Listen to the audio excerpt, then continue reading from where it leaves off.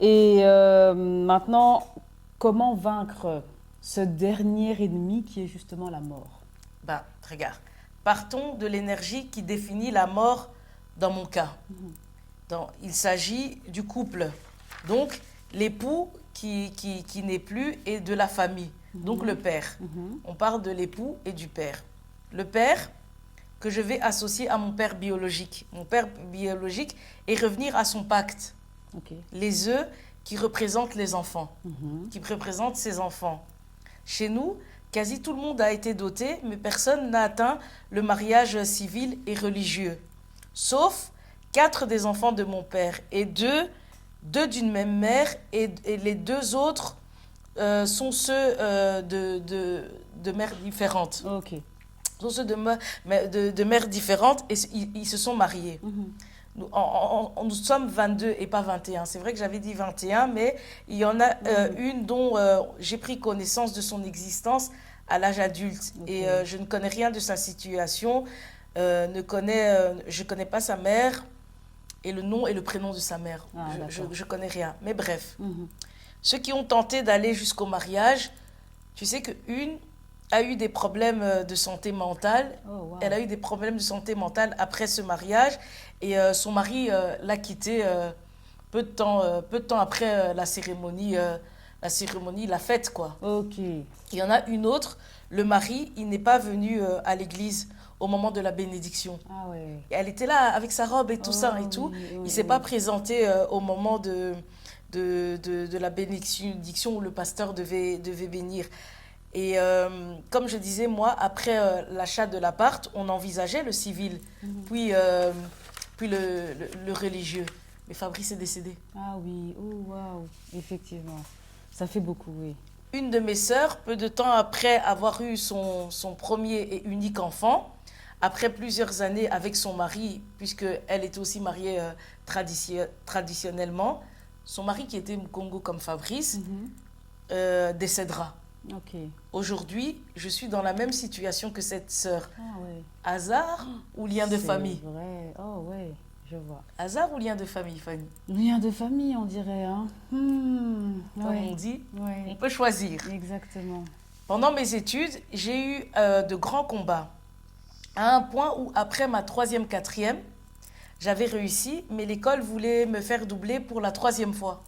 Donc, recommencer ma 4e pour la 4e fois. Oh. Parce que certaines absences n'étaient pas justifiées.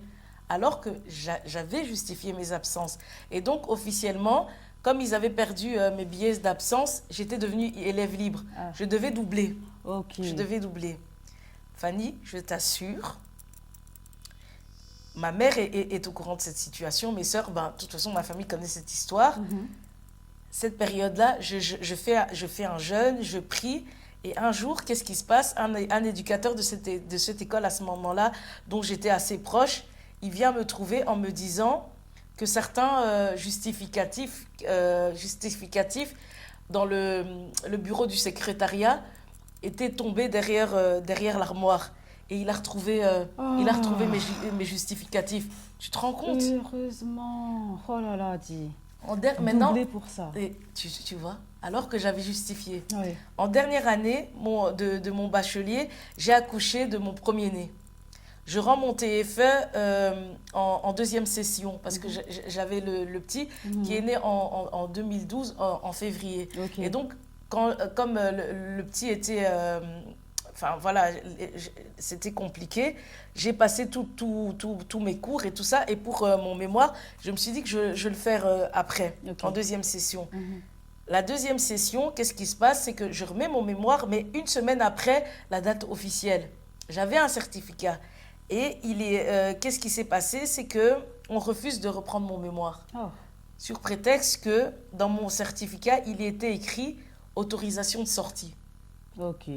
Autorisation de sortie. Je prends un avocat et cet avocat, en fait, il va bâcler le travail. Il va bâcler le travail. On est en 2012.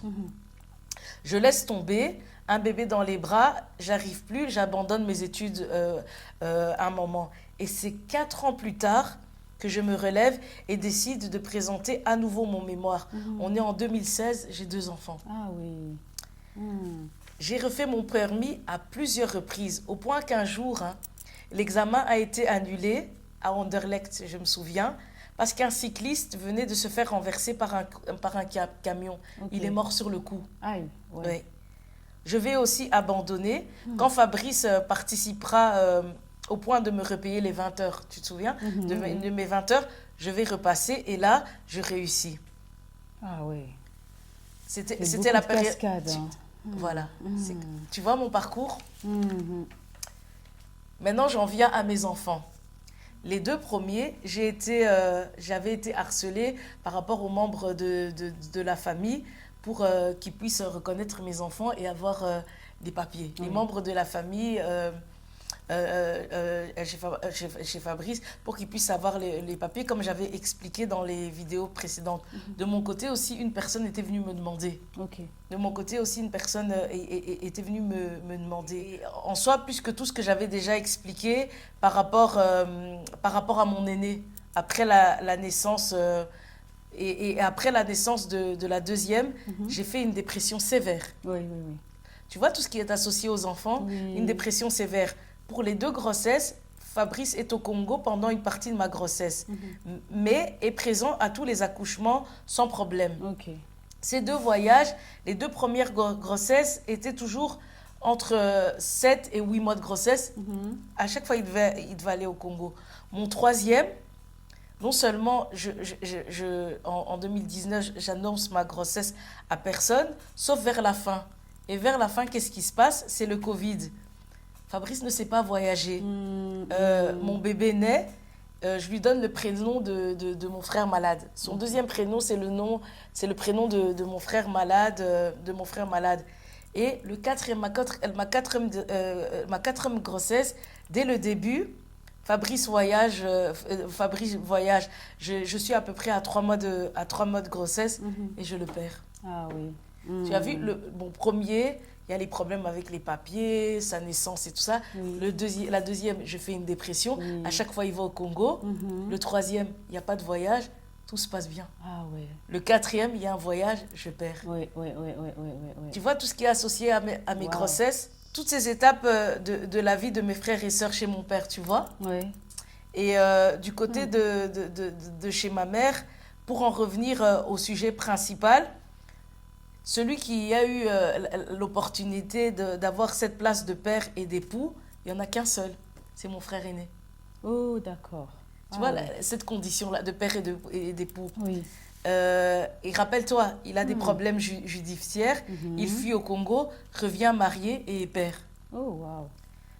Inutile de déduire que tous ces compartiments chez les enfants de mon père sont pour moi les énergies représentées par les œufs. Par les œufs jetés à la mer. Et quand quelque chose tombe au fin fond, en échange de la richesse, ces résultats sont ceux que j'ai expliqués par rapport à ma famille. Okay. Tu vois, mes sœurs Oui. et tout ça. Eh bien. Lui, il jette à la mer, Oui. mais regarde comment ça se passe. Oui, oui, les conséquences derrière. Oui. Tu vois, par rapport à mes études, mes enfants, mes sœurs et tout ça. Oui. On jette, hein. Exactement. Oh là là.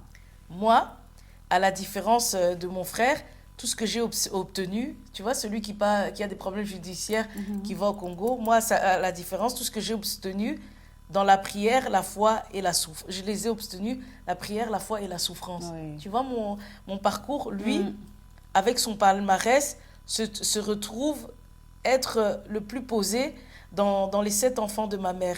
Et ce, juste le temps d'un voyage au Congo. Ah ouais. Avec, pour rappel, sa phrase. Si ce n'était pas le cas, ça aurait été moi qui serais malade. Oui, je vois. Le cas qui tombe malade peu de temps avant d'obtenir un contrat dans le bâtiment. Ah, et il vrai. est tombé malade aussi durant la période où mes frères et sœurs sont revenus. Et la période aussi où mon frère est revenu du Congo. Ok. Et une période aussi où son professeur de stage, qui avait une société de construction, lui avait fait une promesse d'embauche. Ah oui. Parce qu'il trouvait qu'il travaillait très bien, car c'était un de ses meilleurs éléments. Ok. Avant d'arriver à ça, il tombe malade. Oui, il était déjà bien parti, quoi. Exactement. Ah oui. Et je me rappelle, tu sais, un jour, il nous a dit à Fabrice et à moi qu'il allait nous construire notre maison parce qu'il il était dans le bâtiment. Et une fois, durant mes jobs étudiants, je faisais des jobs étudiants au Quick. Et j'ai eu à rentrer le CV de mon frère malade en question, le cas, afin qu'il puisse jobber. Il avait été accepté durant la période d'août au Quick. Et tu sais que, figure-toi, il a été accepté. Ma mère avait vu le courrier. Ok. Ma mère, ce courrier où il a été accepté, elle le sort fin août. Ah ouais, à la fin de la période. À la fin de la période. Donc, il est passé à côté. Oh. Il est passé à côté. Hmm. À côté de ça, mon frère aîné a toujours été celui qui avait tous les droits. Tu te souviens? Oui. Tous les droits. Et c'est lui, qui gagne en énergie semble être celui qui a commis le plus de dégâts et obtient avec le plus de facilité. C'est vrai. C'est, Hmm.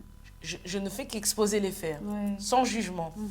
Résultat des courses, je me suis battue dans tous mes compartiments et 2 ont été anéantis par la mort. Mhm. Tu sais qu'il a suffi qu'un seul des compartiments du Titanic soit touché pour que tout le bateau coule. Ah ouais. Alors que la construction, on explique que la construction du Titanic a été faite pour que, avant que le bateau coule, il fallait au moins 6 compartiments soient touchés. Mais là, un compartiment a été touché et ça a permis à ce que tout le bateau coule. Je comprends que tant qu'on est lié à ces compartiments, 1, 2 ou 3, qui sont définis par nos liens de famille, on reste un poisson et on n'échappe pas à la mort.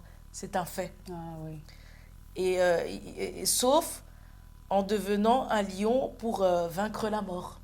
Oh oui, je vois. Tu vois, ça Je répond à la vois. question. Oui, tout à fait. Comment on fait pour vaincre la mort? Il faut Oui. devenir un lion. Exact. Parce que tant qu'on est un poisson, Ouais. Fabrice décédé, mais moi vivante, Hmm. voilà. Oui, ok. Et du coup, pour devenir un lion, ben, il suffit de commencer déjà à suivre tous les épisodes de ce témoignage. C'est Fanny, déjà un bon début, n'est-ce pas? commerçante, hein? Très bon marketing. Voilà. Bah, suivez, franchement, ça vous coûtera que le prix d'une guérison, Voilà. un travail sur soi. Exactement. Exactement. Et aussi, je voulais revenir aussi dessus. Qu'est-ce que tu veux souligner entre le mariage de ton frère aîné, sa condition de père, et toi, dont tes conditions ont été effacées par le décès de ton mari? Tu fais bien de souligner mon mari. Parce que quand Abraham a prié pour que Dieu choisisse la femme d'Isaac, son fils, il a dit à son serviteur, celle à qui tu donneras une cruche d'eau à boire sera l'épouse, l'épouse de mon fils. La dot, qui est également dans la Bible, le mariage civil religieux, sont pour moi des traditions humaines. Religieuses, traditions humaines. Le mariage, pour moi, selon le Dieu vivant, est dans l'obéissance, comme je répète à plusieurs reprises. Marie a obéi, Esther, j'ai obéi. Dieu est dans la simplicité. Il dit, je préfère l'obéissance au sacrifice. C'est pas pour rien qu'il dit ça. Pour moi, le mariage est dans l'obéissance. Du coup, ce qui me permet de penser si Dieu existe et que toute cette réalité est réelle, ce en quoi je crois, et encore une fois, c'est subjectif, j'ose me permettre de me dire que j'ai un droit spirituel supérieur au droit spirituel des liens de famille de Fabrice. Maintenant, prenons Luc 1 à 9. Je vais le lire. Moi, je suis de la vieille école. Je prends la Bible sur version papier. Donc, on est dans Luc 1 à 9. Jésus, rempli du Saint-Esprit, revint du Jourdain. Il fut conduit par l'Esprit dans le désert, où il fut tenté par le diable pendant 40 jours. Il ne mangea rien durant ces jours-là. Et quand cette période fut passée, il eut faim. Le diable lui dit, « Si tu es le Fils de Dieu, ordonne à cette pierre de devenir du pain. » Jésus lui répondit, il est écrit, l'homme ne vivra pas de pain seulement, mais de toute la parole de Dieu. Le diable l'emmena plus haut, sur une haute montagne. Il lui montra en un instant tous les royaumes de la terre. Puis, il lui dit, je te donnerai toute cette puissance et la gloire de ces royaumes, car elle m'a été donnée et je la donne à qui je veux. Si donc tu te prosternes devant moi, elle sera toute à toi. Jésus lui répondit, retire-toi, Satan. En effet, il est écrit, c'est le Seigneur, ton Dieu, que tu adoreras, et c'est lui seul que tu serviras. Le diable le conduisit encore à Jérusalem, le plaça au sommet du temple et lui dit, si tu es le Fils de Dieu, jette-toi d'ici en bas, car il est écrit, donc le diable connaît aussi la Bible. Et on va s'arrêter là. Ici, dans ce verset, c'est le verset 6 qui attire l'attention. Et qu'est-ce que le diable dit? La gloire de ces royaumes m'a été donnée et je la donne à qui je veux. Le parcours de Jésus, dès sa naissance, on a vu qu'il y a eu des obstacles. Tu vois, quand il naît, on veut tuer les premiers-nés. Oh, et tu vois, ici, il est tenté dans le désert. Avec les pharisiens qui le dérangent et tout ça, on le crache dessus. Et puis, il finit à la croix. Donc, toute sa vie a été un obstacle. Il ne fait que, mais malgré ça, il ne fait que grandir dans l'obéissance. Mais ne connaît aucun répit jusqu'à sa mort. Oui. Il est tout le temps bousculé. Ma réalité. Oh oui, c'est vrai. Mais j'ai toujours obéi. Comme Christ, je continue à obéir. On comprend que quand Satan a séduit Adam et Ève, qui ont perdu des énergies, ce qui a valu de céder leur pouvoir par leur compartiment, et le mal a influencé tous les royaumes sur terre. Tu sais, Salomon est tombé et il a été déchu de sa royauté en cédant à l'adultère. C'est une tentation. Oui, aussi. C'est une tentation. Il a perdu son trône. Comme Adam et Ève aussi ont perdu. Ils avaient la domination sur le monde.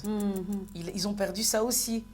Satan a encore récupéré en faisant couler un seul compartiment chez Salomon. Au travers de l'adultère, Salomon, il a tout perdu. C'est vrai. Quand Satan a montré la sexualité précoce à Adam et Ève, en retour, un de leurs enfants sera sacrifié, Abel, qui va mourir. Quand mon père cède à la richesse, on voit les dégâts sur ses enfants. Ah, oui. Il a cédé à cette tentation. Il sacrifie ses enfants, son rôle de père, d'époux. Tu vois, comme dans ma situation avec Fabrice, d'époux, parce qu'il a plusieurs femmes. Oui. Tu ne peux pas être un époux honorable. Oui. Tu vois. C'est ça. Mon frère, quand il revient, le rôle de père est assis, d'époux. Et au moment où il revient, le cas tombe malade. Plus tard, il trouve un logement, fait venir sa femme, agrandit son foyer. Tous les deux travaillaient. Et à l'époque où même on avait des contacts, il parlait d'un achat immobilier. Et c'est lui-même qui, comme je répète, avait dit, si ce n'était pas le cas, c'était moi. C'était moi. À cela, je rappelle, le cas est toujours malade et moi, en soi, j'ai tout perdu. Je suis actuellement, officiellement, je suis en maladie, je ne travaille plus, en plus du couple et de ma famille détruite. Tous mes efforts en soi sont à l'eau. Oui. Parce que les études que j'avais faites, aujourd'hui, je suis en chômage technique. Et tu vois, toutes ces choses.